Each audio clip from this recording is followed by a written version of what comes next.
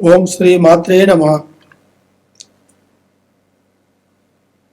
శ్రీ పరాభావనామ సంవత్సర ఆగస్టు శ్రావణ మాసం.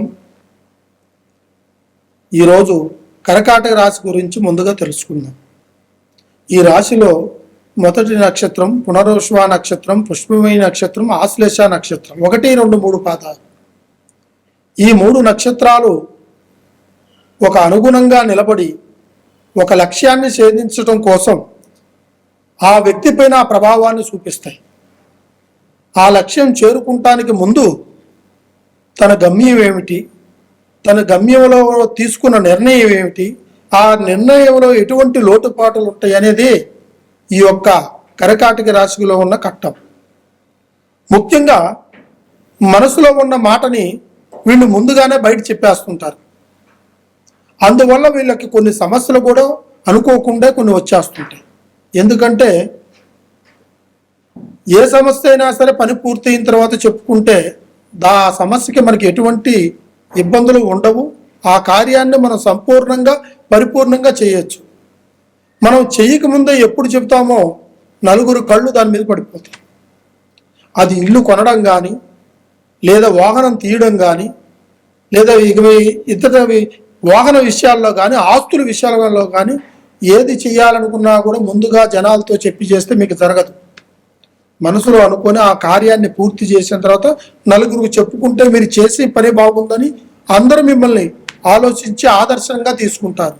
కానీ అలా చెప్పుకోకుండా మీరు ఈ విధంగా చెప్పినందువల్ల మీ మీద ఈర్ష్య, ఏడుపు, ఎక్కడ సంపాదించుకొని ఎక్కడ బాగుపడతారన్న ఆలోచన, ఇది బంధుమిత్రుల్లోనూ స్నేహితుల్లోనూ కావాల్సిన దాంట్లోనూ మన ఒక కొలీగ్స్లోనూ అందరిలోనూ ఈ ఒక్క సమస్య నిలబడిపోయి ఆ ప్రభావాల్లో ఒక్క కన్నైనా మీ కుటుంబం మీద పడిపోయి మీరు అనుకున్న కార్యాన్ని చేరనేకుండా చేసేదానికి ఈ ఒక్క ప్రభావం ఎక్కువగా చూపిస్తుంది రాశి వాళ్ళల్లో. అయితే ఈ రాశి వాళ్ళల్లో పెద్దలైనా కావచ్చు, చిన్న పిల్లలైనా సరే, ముఖ్యంగా చదువు 3వ నేత్రం. చదువు ఉంటేనే వీళ్ళ జీవితాన్ని, వీళ్ళ లక్ష్యాన్ని, వీళ్ళ గమ్యాన్ని చేరుకుంటానికి ఆలోచన. కొంతమంది పిల్లలు చదువు మీద దృష్టి పెట్టకుండా, పెద్దల మాట అంగీకరించకుండా వాళ్ళ సొంత నిర్ణయాలు తీసుకుంటూ తప్పుడు దారిలో పోయి తప్పుడు ప్రయత్నాలు చేస్తూ వాళ్ళ వల్ల కుటుంబంలో లేనిపోయిన అవమానాలు పడుతూ వాళ్ళు అనుకున్న కెరియర్కే 0, 0 పెడుతూ వాళ్ళ సమస్యల్ని లేనిపోయిన సమస్యలుగా తెచ్చి వాళ్ళ మీద వేసుకొని కుటుంబం మీద ఆ సమస్యను పడేసి తల్లిదండ్రులకు భారంగా నిలబడిపోయి వాళ్ళు చాలామంది ఇబ్బంది పెడుతూ మానసికంగా నలిగిపోతుంటారు పెద్దలు. అటువంటి సమయంలో పెద్దలు తీసుకోవాల్సిన తుది నిర్ణయం ఏంటంటే, పిల్లవాడు అది స్త్రీ కావచ్చు, పురుషుడు కావచ్చు, ఏ దారిలో పోతున్నాడు, వాడు లక్ష్యం ఏ విధంగా ఆలోచిస్తున్నాడు, వాడు గమ్యం ఏమిటి, వాడు దినచర్య ఏమిటి, వాడు ఏం చేస్తున్నాడు, వాడు ఆలోచనను బట్టి వాడు చదువు మీద ఉందా లేకుంటే తప్పుడు దారిలో పోతున్నాడా, వాడి ప్రవర్తన ఏ విధంగా మనం మార్చుకోవాలి, వాడికి ఏ విధమైన మనం మాటలు చెప్పి వాడిని ఎక్స్ప్లెయిన్ చేసి వాడిని మన దారిలోకి తెచ్చుకోవాలన్న ఆలోచనని ప్రతి తల్లిదండ్రులు, ప్రతి పేరెంట్స్ మొత్తం గుర్తుపెట్టుకోవాలి. ఎందుకంటే ఈరోజు చదువు లేకపోతే వీళ్ళకి భవిష్యత్తు అనేది లేదు. చదువు 3వ నేత్రం. మనకు భగవంతుడిచ్చిన ఈశ్వరుడు కన్ను 3వ నేత్రం మాదిరిగా మనకి చదువే మనకు 3వ నేత్రం, మనం మానవాళం. కాబట్టి ఆ చదువుతో పాటు మనిషి కష్టాన్ని నమ్ముకోవాలి. ఆ కష్టం మనకు ఖచ్చితంగా ఎక్కడికి పోయినా మన వెంటనే మనకు కాపాడుతుంది. అదేవిధంగా నిజాయితీగా నిలబడాలి. అర్థందా? అబద్ధాలు చెప్పుకొని లేనిపోని మాటలను ఊహించి కాయించుకొని కుటుంబం మీద చెప్పుకుంటే సమస్యల వల్ల కుటుంబాలు కూలిపోతాయి, కొన్ని ఇబ్బందులు పడతారు, కొన్ని లేనిపోయిన ఆలోచనలు వచ్చి పడిపోతుంటాయి.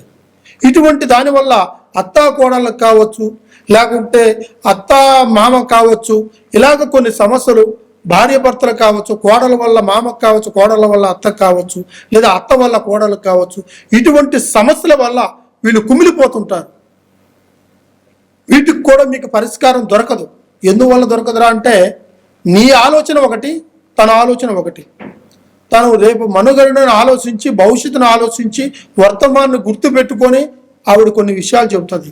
కానీ మీరు అది లెక్క చేయరు. ఎందువల్లరా అంటే, మేము పట్టుకున్న కుందేలకి 3 కాళ్ళ మాదిరిగా మీ మాటని పట్టుదలతో తీసుకొని మీరు కుటుంబాన్ని వదిలేసి, భర్తను వదిలేసి తల్లిగారింటికి వెళ్తుంటారు. అక్కడ సమస్యలు ఏమవుతాయి? అక్కడ మీకు సమస్యలు అనేది పరిష్కారం కావు. ఏ సమస్యకైనా పరిష్కారం నీకు అత్తవారిల్లే.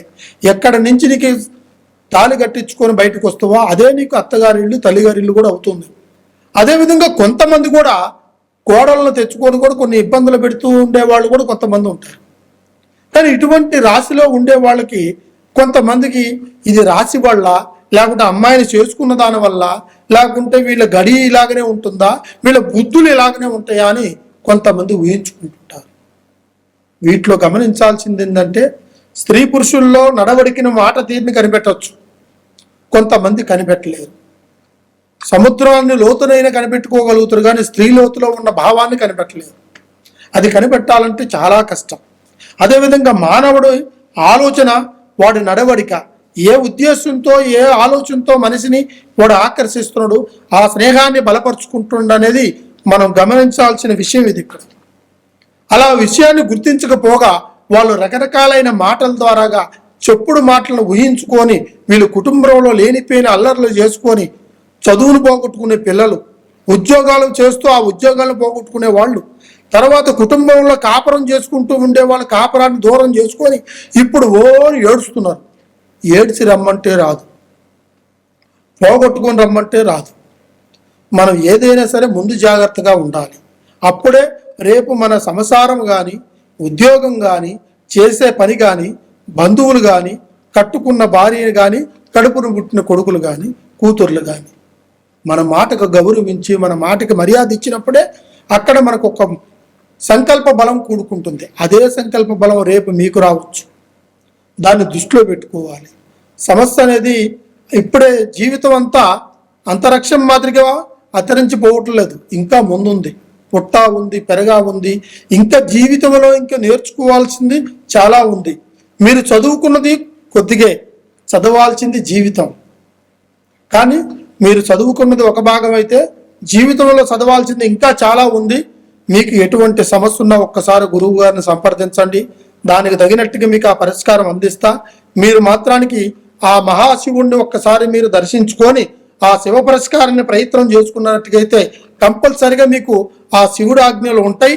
ఆ భగవంతుల ఆశీర్వాద ద్వారాగా మీ కార్యాలు ముందుకు వెళ్తూ ఉంటాయి. సర్వే జన సుఖనో భవంతు.